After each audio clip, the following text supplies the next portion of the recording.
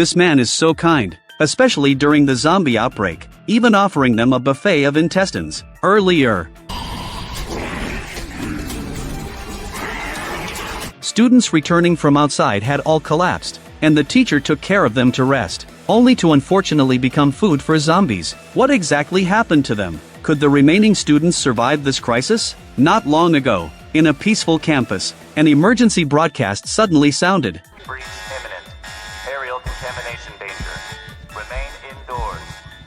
However, for students accustomed to a peaceful life, it felt more like a drill, so most people did not take it seriously, and they are still leisurely active. At this moment, Grover's sister Omei informed everyone that there had indeed been a fire at the nearby biofactory. Under the teacher's guidance, everyone headed to the shelter to prepare for the upcoming crisis. Soon after, the news reported the real situation. Due to a toxic substance leak and the rapid spread of the fire, several nearby buildings had been burned down. At this point, Grover and Omei realized that their parents might be in danger, as they were employees of the factory. Fortunately, they happened to be a holiday today. Just as everyone was falling into despair, the mischievous Diesel thought that the situation was not so serious. He rushed into the hall and ignored the teacher's warnings. Diesel tried to investigate the details. This piqued the curiosity of the other students, and they all followed him to the hall. They witnessed the scene through the glass.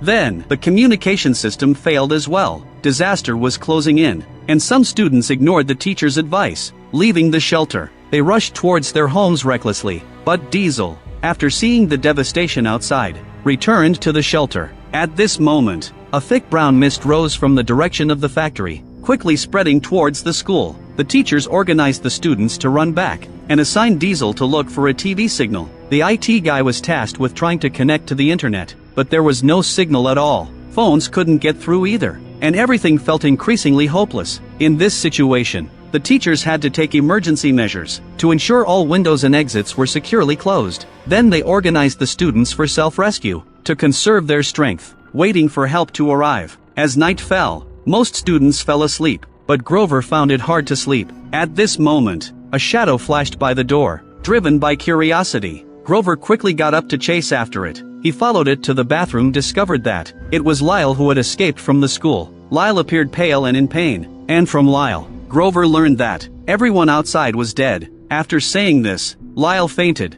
Ida came to check his temperature, but Lyle's temperature was normal, and he wasn't coughing. Only his heartbeat was abnormally fast. He should have been taken to the hospital, but considering that at this time, it was unclear whether any hospitals were still operational, so no one was willing to take the risk, since the last person Lyle saw before fainting was Grover. So everyone looked at him. Grover didn't want to cause panic, and falsely claimed that he hadn't heard what Lyle said clearly, but Ida saw through the lie, and Grover had no choice but to tell her everything he knew. Everyone was deeply concerned about Lyle's condition, because he was the only link to the outside world. If Lyle were to pass away, they would lose the chance to know what was happening outside. At this point, Ida informed them that there was another group of people upstairs who had also escaped from outside, but they had all fainted and were unable to provide any useful information. Everyone wondered when help would arrive, and the IT guy honestly stated, the best scenario is a few days later, while the worst case scenario could mean a long wait. For now, the students had to rely on themselves to face the unknown challenges together.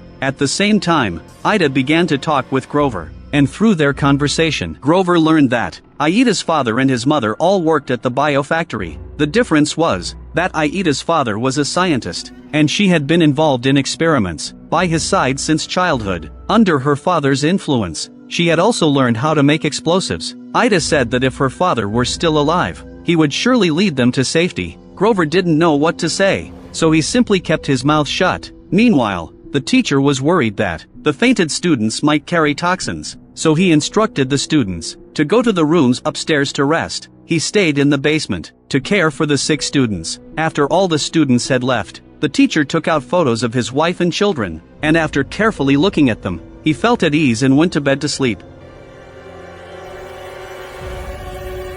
Just as he fell into a deep sleep, upstairs, Grover and Omei also found it hard to sleep. They went to the cafeteria together to gather some useful tools. After they left, a strange man appeared at the kitchen door. His body stiffened like a zombie. At the same time, the basketball team captain and his girlfriend Alice were hiding in the closet. They were about to engage in some exciting activities, but unexpectedly heard some strange noises. Alice immediately lost interest, and helplessly, the captain had to take her away, just as they were about to leave the closet.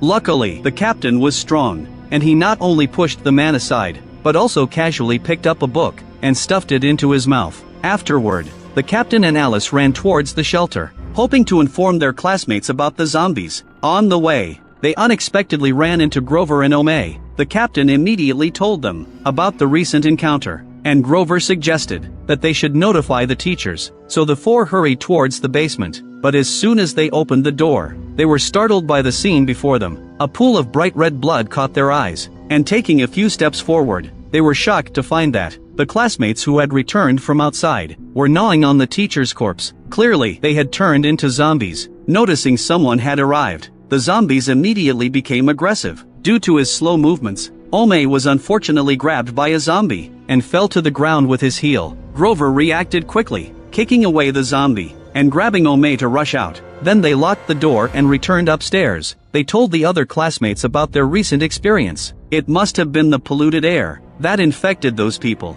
Therefore, they set some guidelines, which included staying united, avoiding infighting, ensuring no one goes outside, and preventing outside contaminated air from entering. To address the crisis, the IT guy suggested that everyone pair up to inspect the entire building. He would fix the radio and try to make contact with the outside world. Omei walked into the bathroom and slowly rolled up her pant leg. She confirmed that she had been bitten by a zombie. Grover sensed something was off and entered the bathroom to ask. In the end, Omei confessed the situation, and Grover did not show panic. He comforted Omei, saying that only air could spread the toxin, and that a bite only needed proper disinfection. After Grover finished speaking, he went to the infirmary to look for medicine. Just as Grover was busy, Adeline ran over and invited Omei to help count the canned goods. In order to hide her injury, the girl had to pretend to be normal and follow her. In the infirmary, Grover found a large amount of medicine for Omei. Ida came in to ask what had happened. Grover explained that he was just running a slight fever, and there was no need to worry. Ida then pressed further. Why would a fever require hydrogen peroxide? Grover couldn't bear it anymore, and turned around to leave. Ida felt ignored, so she complained to the IT guy. But unexpectedly, the IT guy didn't care at all, because he had successfully repaired the equipment, and can send out distress signals to the outside world. At the other end of the shelter, Omei was counting canned goods with Adeline. Omei counted 53 cans, but Adeline said Omei had miscounted, claiming there were only 51 cans. Then Omei noticed the lingering smell of food in Adeline's mouth, and pointed this out. Adeline looked at Omei in surprise, because her last meal was 5 hours ago. The food had long since digested. Omei seemed to possess an extraordinary sense of smell. After Grover got the medicine, he quickly returned to look for Omei, only to find that she was missing. Grover felt panicked, and hurriedly searched around. Meanwhile, the captain had diabetes, but his supply of insulin was nearly exhausted. If he couldn't inject it in time, his blood sugar would spike dramatically, and the consequences would be unimaginable. Similarly, Omei's situation was also grim, as her body was growing weaker. Omei slowly walked towards the door, lifting the plastic sheet. There is a zombie outside the door staring at her fiercely. However, the zombie did not attack, as though it regarded Omei as one of its kind. Then Grover took her to a safe area to tend to her wounds. Omei worried that she might mutate, but Grover reassured her not to worry, saying it was just a small wound, and that resting for a night would help her recover. After comforting his sister, Grover went to get Omei's favorite cake. Meanwhile, Diesel found a can in the hallway, and followed its fallen direction, ultimately finding Adeline, and learning that she was 8 months pregnant. In this situation, she often felt hungry, because she was pregnant out of wedlock, and still a minor. Adeline asked Diesel to keep it a secret, offering him the can as a trade. Meanwhile, the IT guy continued trying to send out a distress signal. Omei calmly stated that one day, people from outside would break in. She also said that zombies could smell the hiding places of people, and could sense fear. This raised doubts among the others, and they began to suspect that Omei was on medication. The girl ignored their concerns, and went to the music room to practice alone. However, the piano string unexpectedly cut her finger. Ome realized that her body was undergoing a change. She worried about her crush on Ida's brother, and ran to warn the girl. If Ida treats Grover poorly, she will hunt Ida down forever. However, Ida did not care at all, and simply walked away. Ome feared her changes would raise suspicion, and asked Grover not to tell anyone about it, for fear of being locked in the small dark room. Grover managed to secure some time alone for his sister. After Ome began to mutate, her hearing became extraordinarily sharp. Ome heard the IT guy using the machine to communicate with a mysterious organization outside. The IT guy spotted Ome outside the room, and attempted to kill her. Ome quickly escaped, and ultimately hid in the stairwell. As the IT guy approached, she suddenly jumped out.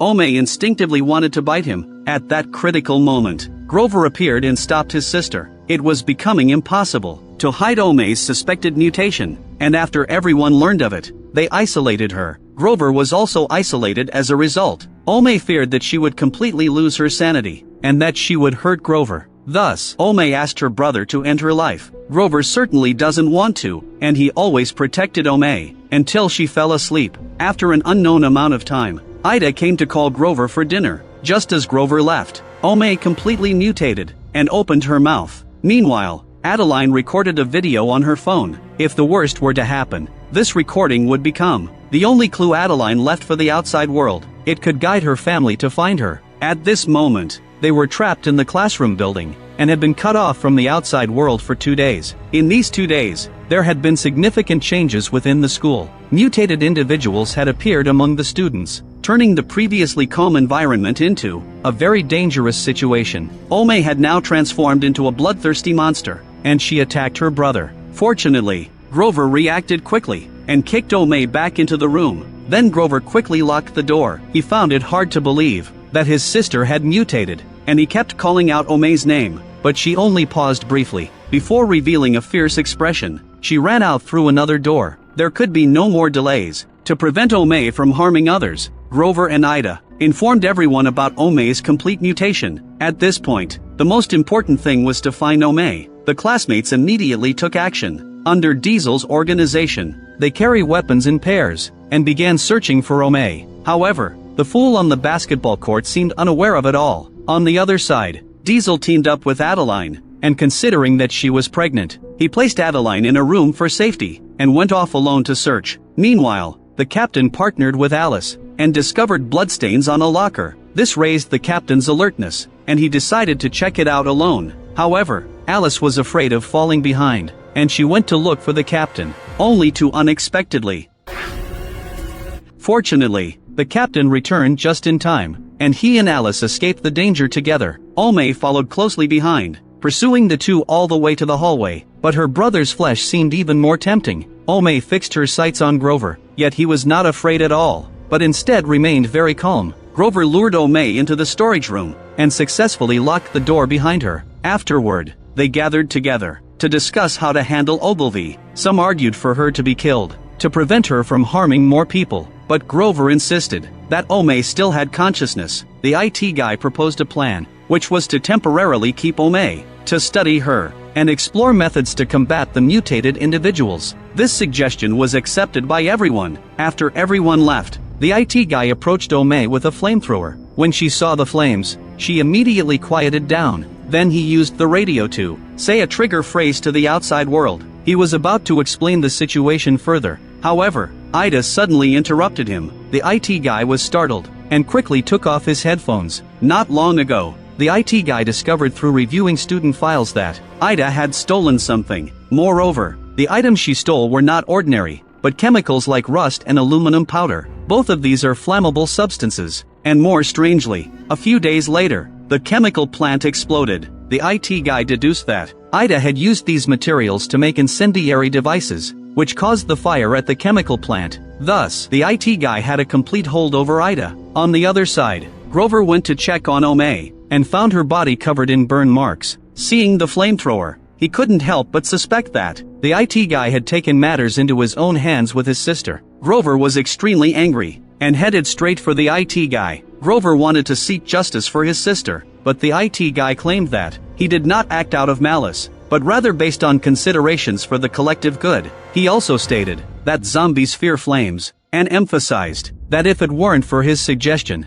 Ome would have already been killed by others. Upon hearing this, the captain and others expressed their agreement. They believed it was necessary to continue studying Ome. Only Ida hesitated. After spending a few days together, her inner scale had tilted toward Grover. Ida did not want to see Ome come to harm, but faced with the IT guy's threats, she had no choice but to raise her hands. Grover saw all of this, and his heart felt like it was being torn apart. Grover could not let his sister be imprisoned like a criminal, and he could not tolerate her being treated cruelly, so he picked up the flamethrower, and determined to end this tragedy. However, upon seeing his sister again, his resolute heart softened. In despair, Grover requested Diesel's help. Out of goodwill, he released Ome from the classroom building. She was now like the zombies outside, much better off than continuing to be abused here. At this time, the captain has fallen into hallucinations due to not injecting insulin on time. When he went to the bathroom, he mistakenly thought the fool was in the restroom.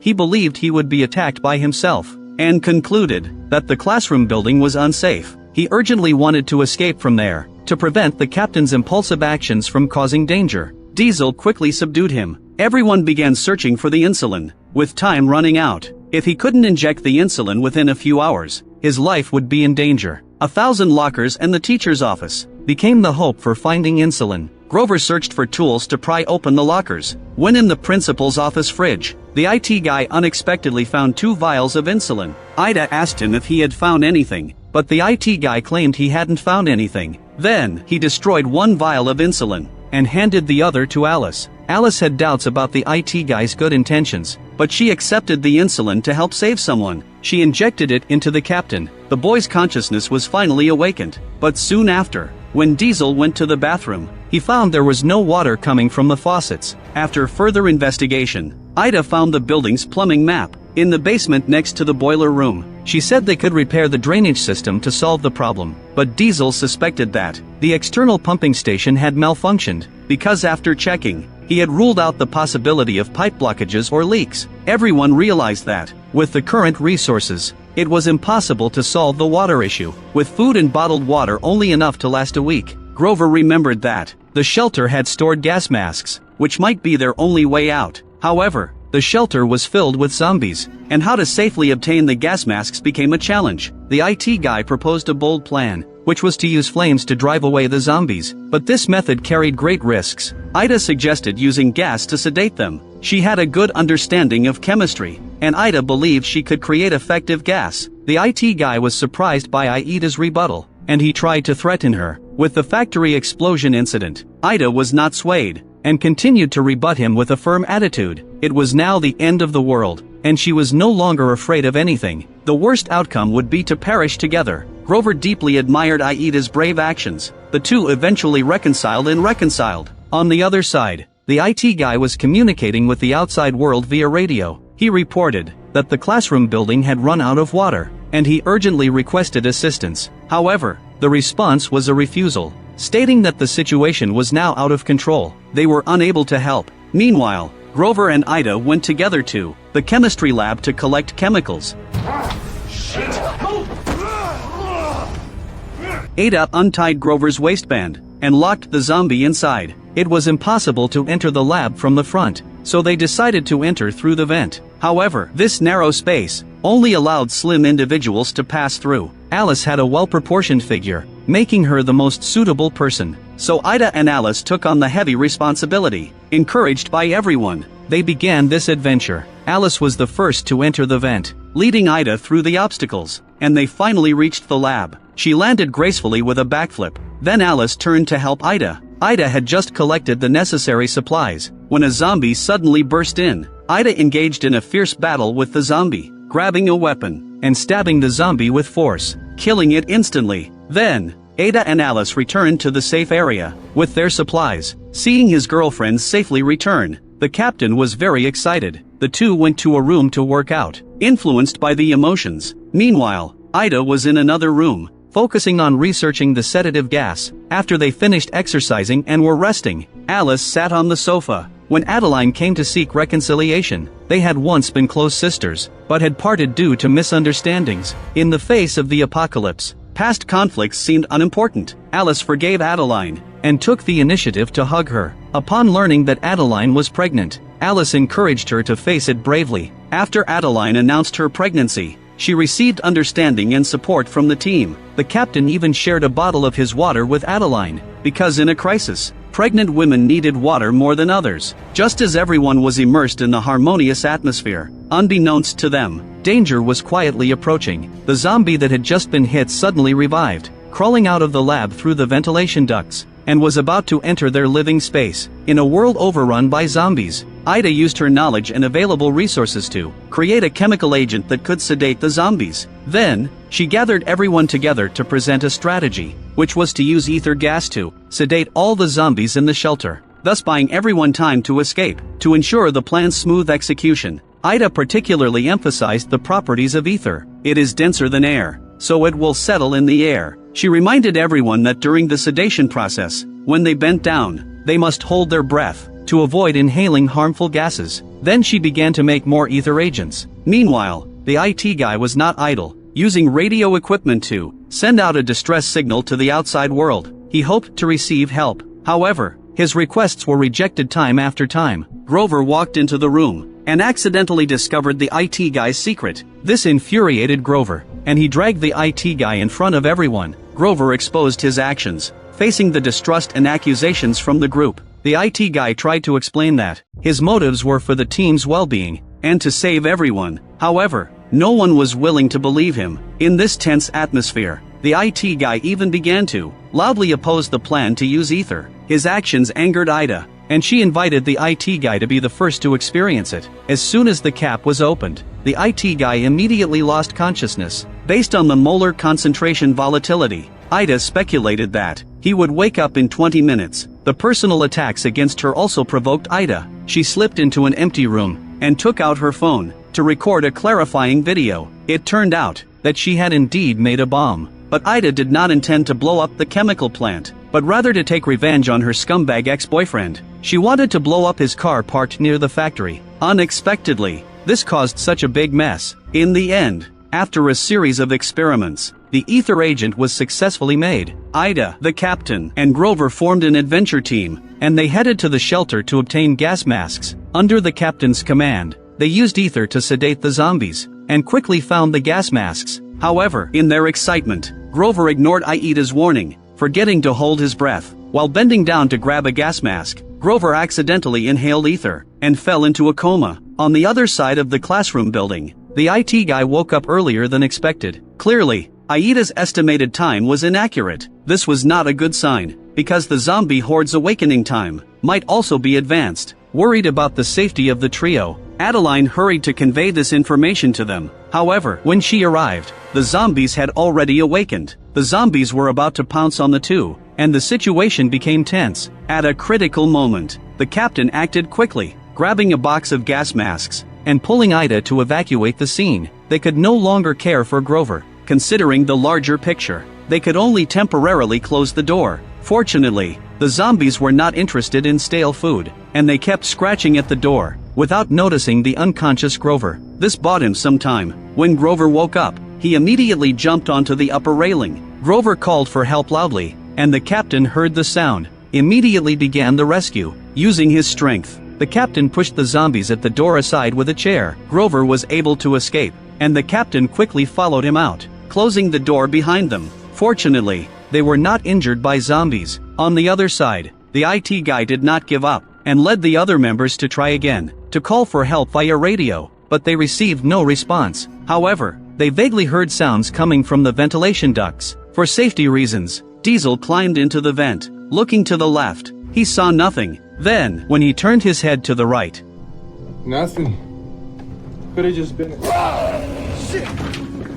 And the zombies followed him out. Everyone quickly fled the scene and looked for suitable weapons. The IT guy found a stick, but he was soon tackled by a zombie. In a critical moment, Alice grabbed a kitchen knife and stabbed the zombie in the head, successfully neutralizing the crisis. Human potential is indeed limitless. In just a few days, Alice transformed from a fragile high school girl into someone who could slay zombies alone. The group gathered again, discussing escape strategies together. From the shelter, they found a total of 7 gas masks, but due to aging equipment, 6 of them were damaged. leaving only one intact. This meant that only one person could go out, and this task was fraught with danger. A slight misstep could prevent their return. To ensure fairness, Ida suggested drawing lots to decide who would go. In the end, Diesel became the first to draw lots, but due to his claustrophobia, he found it hard to breathe once he put on the gas mask. They had to draw lots again. The captain fortunately became the second choice.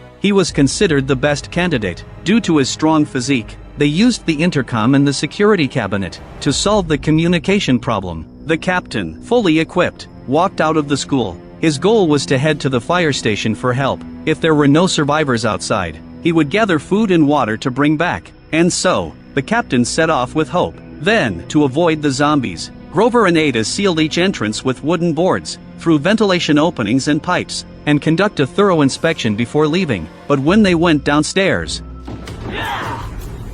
Ida and Grover quickly escaped. Hiding in a storage room, they found a bucket of sulfuric acid, and poured it on the chemistry teacher. Grover then followed up with a stab, ultimately dealing with her. After a long time, the captain finally received news that he discovered an emergency light. This meant he might be able to find a rescue team. However, the captain unexpectedly found a scene of corpses. All the medical staff had already perished. Fortunately, he found a radio in the vehicle. The captain prepared to send out a distress signal.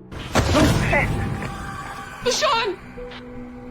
Vashon! Suddenly, the radio's signal cut off. Alice felt confused and didn't know what to do. Alice could only repeatedly call out the captain's name, but received no response. The captain's situation was grim, and the remaining people decided to keep trying, as staying trapped would also lead to death by thirst. In the midst of this chaos, Diesel and Adeline took advantage of everyone being busy organizing supplies, and began their romance. Diesel approached Adeline, and passionately kissed her. However, just as they were lost in the moment, a beam of light suddenly shone in from outside. Immediately after, a rapid knocking sounded at the door. Adeline and Diesel went to check, and they saw at the entrance a fully armed stranger. After the discussion, they decided to welcome the visitor. As the stranger entered, he quickly identified himself. He was a rescue worker sent by the government, and his name was John. The government received the IT guy's distress signal, and dispatched him for rescue. He explained the reason for the water outage in the classroom building.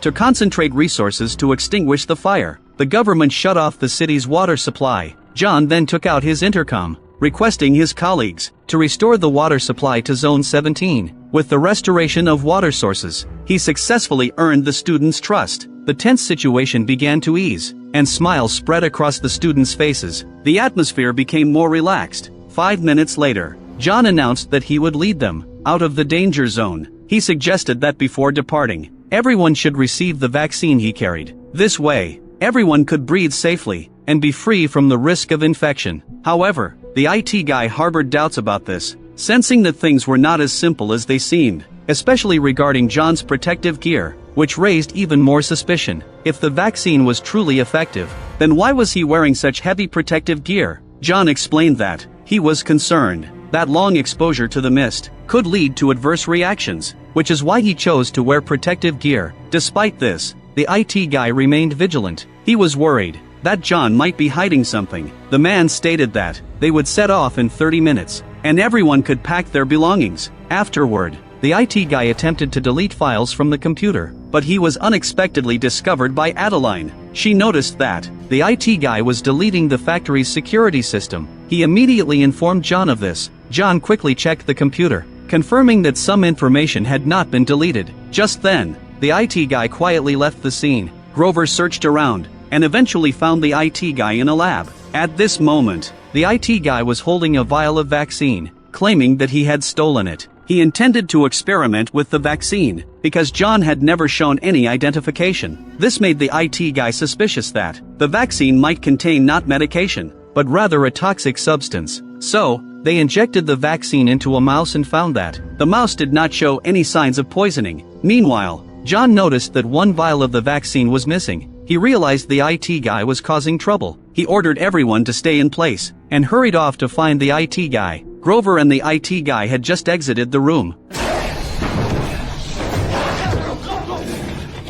The two were forced to separate and flee for their lives. Zombies chased Grover, cornering him in a corner. Just at that critical moment, John arrived and shot the zombie. Immediately after, he asked Grover if he had seen the IT guy. Grover led him to the lab. There, Grover discovered that the mouse was dead. He was shocked, and finally realized that John came to kill. They were so naive that they easily believed him. Then, Grover prepared to open the door and escape. He wanted to inform everyone, but just as he opened the door, the unconscious IT guy suddenly collapsed in front of him. Grover instantly realized that John had deceived him again. Unfortunately, he realized it too late. Grover turned around and was knocked out by John. When he woke up again, the two were already tied up in the room by John. John told Grover that the IT guy had accessed the chemical plant's security system and learned that they were conducting a secret experiment. The IT guy then speculated that the chemical plant explosion was also their doing,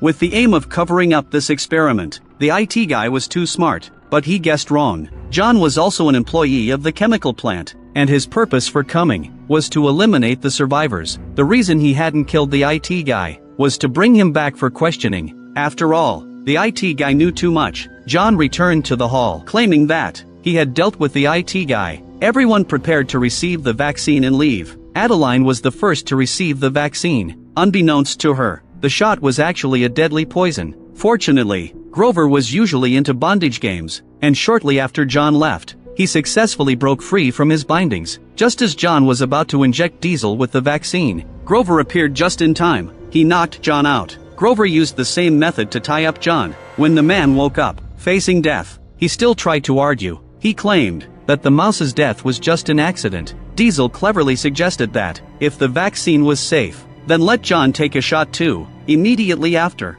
he aimed the needle at John. John was instantly filled with fear. John pleaded with everyone to spare him. Diesel realized that the syringe indeed contained a deadly poison. At this moment, the pregnant Adeline became even more anxious. The more Diesel thought about it, the angrier he became, and he injected the poison directly into John's body. If Adeline died, John wouldn't get off easy either. Diesel kept watch over John, waiting to see when he would die. Grover, Ida, and the IT guy went to search John's bag. Grover found an ID badge in the bag, confirming that John was an employee of the chemical plant. Even more shocking was that he discovered a card, which read "Bring the target back," along with John's photo. This indicated that Grover was being targeted by the plant. Unexpectedly, John not only cut the ropes, but also stole Diesel's gun. John quickly fired the weapon, and Ida and Grover rushed in, but John and Diesel had already vanished, leaving only chaos and blood behind. After the chase, Grover and the others found Diesel, who was in critical condition. He exerted all his strength to remove the protective suit. Grover and Ida decided to take action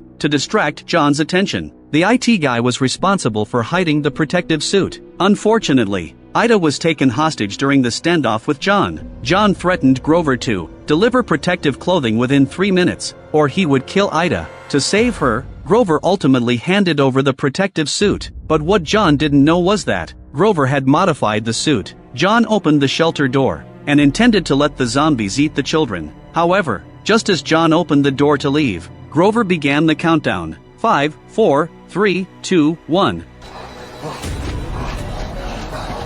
Sure enough, the zombies all rushed forward. They devoured John. At the same time, the zombies inside the shelter also burst out, making the situation even more dire. Grover and the others took refuge in a hurry, but the door couldn't hold back the continuously incoming zombies. In a critical moment, Adeline disregarded everything and charged out through another side door. She intentionally made noise in the corridor and drew the zombies towards her. Adeline bought Grover and the others a chance to escape. Diesel, grieving the loss of his love, was heartbroken, wanting to leave with Adeline, but Grover held him back. After escaping the threat of zombies, Ida sought comfort in Grover's arms. Alice thought the captain was dead and turned to embrace the IT guy instead. However, just when they thought everything was over, footsteps came from behind them. The captain miraculously returned. He explained that he had been captured outside by a group of strangers and had no choice but to lead them back to the school. At this moment, outside the door, a group of strangers in protective suits appeared. The story ends here. The film Freakish Season 1 tells the story of a group of students trapped in a school after the zombie crisis broke out, and they used their own abilities to save themselves. What is the connection between Grover and the chemical plant?